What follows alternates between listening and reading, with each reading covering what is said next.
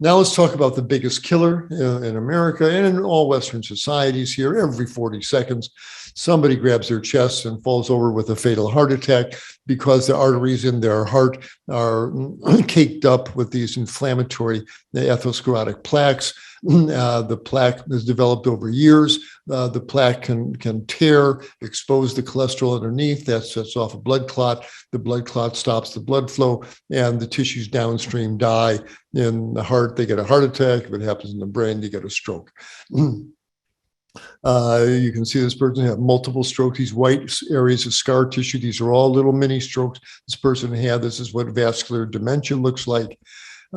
It's present. Anyone who's eaten the standard American diet for more than 40 years has atherosclerotic plaques in their arteries. Assume so. Studies clearly show that. And going out for a long run or running a marathon will not burn those plaques off your artery walls. They are in the wall of the arteries.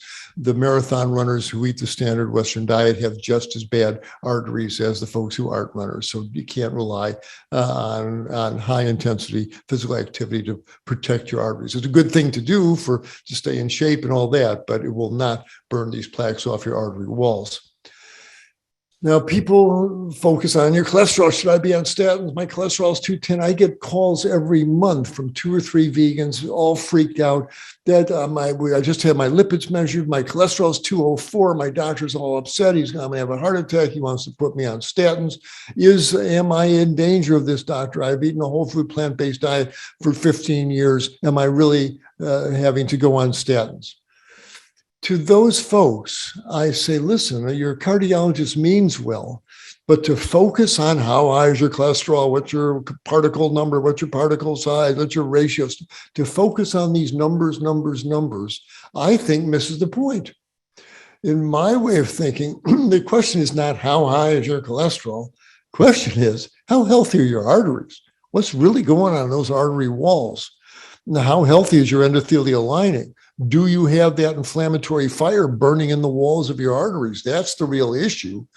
This is an inflammatory disease. This is not just the globs of LDL that's stuck to your artery walls. This is an inflammatory process because these artery walls are getting injured meal after meal. What sets off the inflammation? Well, it's that delicate one-cell thin endothelial lining that suffers the brunt of the Western diet, where meal after meal, bacon and eggs, fried chicken, cheeseburgers, sends a flood of cooked animal muscle with full of free radicals. The French fries, the onion rings are full of French fry oils, full of free radicals that damage the endothelial lining. The processed food, the chips are full of AGEs, the meat's full of AGEs, all the food chemicals, the colorings and flavorings can damage the endothelial lining. The sugar, the high fructose corn syrup, the maltose, dextrose, they injure the endothelial lining. Uric acid from meat production does it. The phosphoric acid in cola drinks that gives those drinks their bite on your tongue there. This chemical onslaught, the red tide, damages the inner endothelial lining meal after meal, month after month, year after year. Then, once the endothelial lining has been injured, we got to look at the role of oxidized cholesterol. What do we mean by that? Before we talk about oxidized cholesterol, let's understand that cholesterol is not an evil molecule. I mean, that's why your liver makes it. And the liver makes it for very good reasons. Your adrenal glands use cholesterol to make cortisol and aldosterone.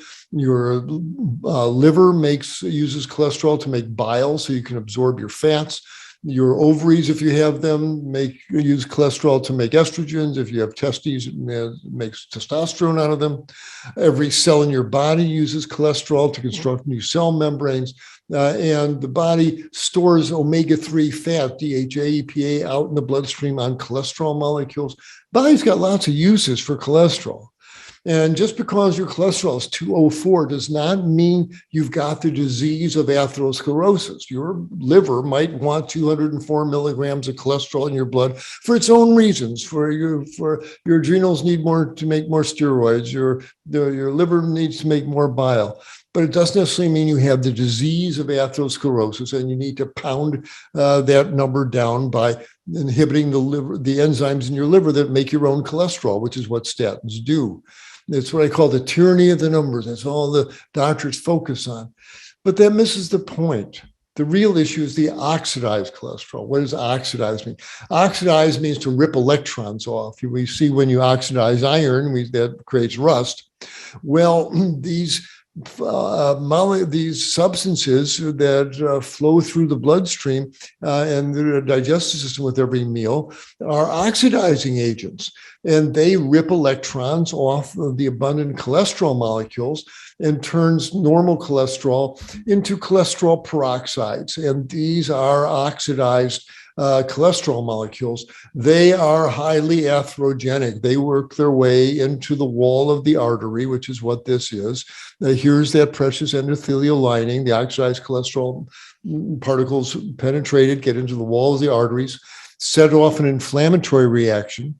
That summons in the monocytes to come in and gobble up, phagocytize the oxidized cholesterol molecules and turn them into foam cells. And it's the foam cells that creates these atherosclerotic plaque. These are active inflammatory lesions.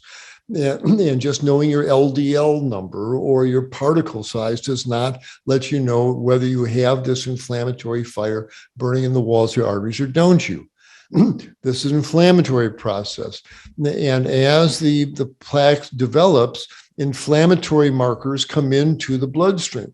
So when my freaked out vegans call me, I've got a cholesterol 214, and my doctor wants to put me on statins because he thinks I'm going to have a heart attack. I say, wait a minute. Before you tell me just your lipid profile here, I want to know, do you have these inflammatory markers in your bloodstream? And we're taping this video. Come back to this slide here. And these are the 6 tests that I order on every patient that I need to answer that question on. Do they have that inflammatory fire burning in the walls of their arteries or don't they? So I want to know about your oxidized cholesterol. Tell me your oxidized LDL. And Quest Labs and LabCorp, they're happy to do these. These are routine tests now. So I check their oxidized cholesterol. As the artery wall starts getting inflamed, prostaglandin 2, known as F2-isoprostane, shows up. So I want to measure that. I want to measure their high sensitivity CRP as an inflammatory marker. I want to check their urine to see if their kidney capillaries are leaking albumin into the urine, another sign of artery disease. And then as the plaque starts to soften and get ready to rupture, markers like myeloperoxidase and phospholipase show up in the bloodstream. These are what I want to know along with your lipid profile. If these are stone cold, if these are positive, if you've got elevated oxidized cholesterol, hsCRP, F2-isoprostane, myeloperoxidase, if these are all rip-roaring positive, and I send you over, and you can ask your doctor, send you over to the ultrasound store there, and they do an ultrasound scan of the carotid arteries in your neck, and they see plaques sticking out of the artery wall with all sorts of swirls and eddies here setting up clots. Man, you got the disease. Yes, you have atherosclerosis. And you need to get on Dr. Caldwell Astelstons' reversal diet immediately and follow it to the letter. And I'll show you the basic rudiments of that. The key, along with whole plant foods, is to eat a helping of dark green vegetables several times a day. Why is that a key part of the diet? Plus putting a little bit of balsamic vinegar on it, which helps the body generate nitric oxide. The reason is, as you keep the kale and broccoli and charred Brussels sprouts in your bloodstream, hour after hour, so to speak, 3-4 times a day, you're eating this, and this is trying to keep you off the operating table. It's not extreme. What happens is, as the weeks go by, the antioxidant molecules that are pretty much constantly in your bloodstream start seeping into the walls of the arteries. They've encountered the free radicals, and they neutralize the free radicals. They quench the free radicals. And in that case, these foam cells are no longer needed. So they leave, they outmigrate. You can see it on the electron microscope. They leave the plaque. And as a result, the plaques get smaller and smaller and smaller. And that damaged endothelial lining reestablishes itself, not by magic, but because the stem cells in the bone marrow are constantly putting out showers of stem cells that reupholster the artery like new paving stones here.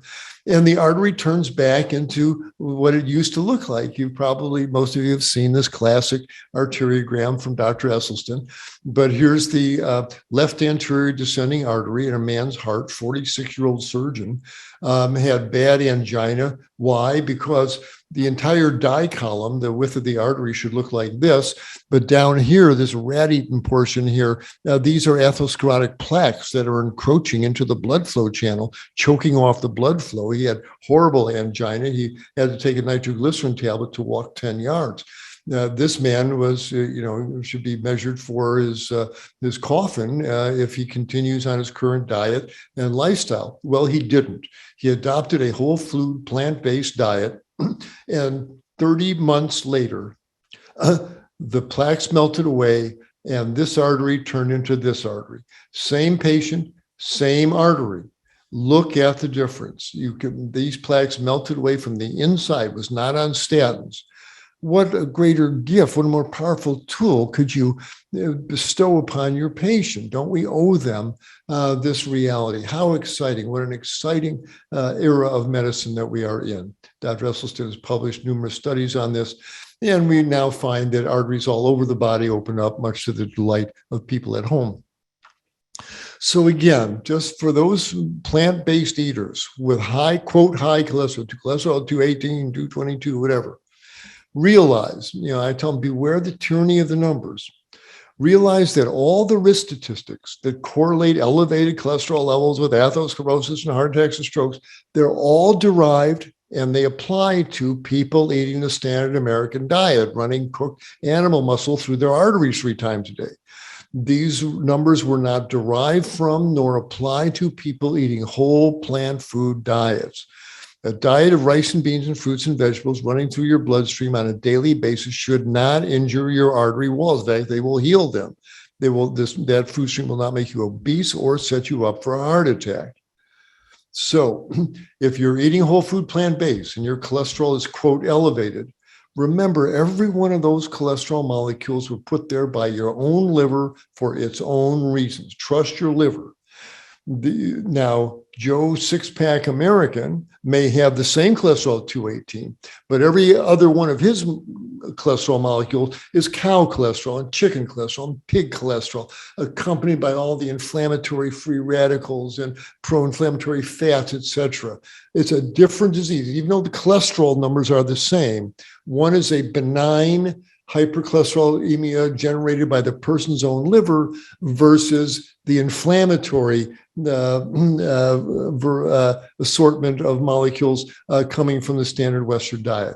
Trust your liver, okay, if you're truly eating whole food plant-based, but make sure your diet is non-inflammatory. It can't be junk food, vegan diet filled with sugars and fried foods and processed junk food.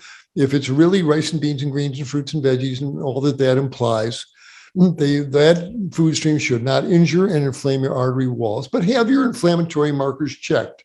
And if all your inflammatory markers are stone cold negative, and if you go over to the ultrasound store there, and this is what your carotid arteries look like, smooth and walls not thickened, not a hint of a plaque, you do not have the disease of atherosclerosis, even though your cholesterol is 212 or 214. And I think you do not need to be on statins. Make sure your thyroid is getting all the minerals it needs to, because hypothyroidism can raise your cholesterol. Make sure that's not what you're looking at. But if that's all covered, relax. Trust your liver. It knows what it's doing. I think you are at extremely low risk for heart attack or stroke, even though your cholesterol may be 200 or higher.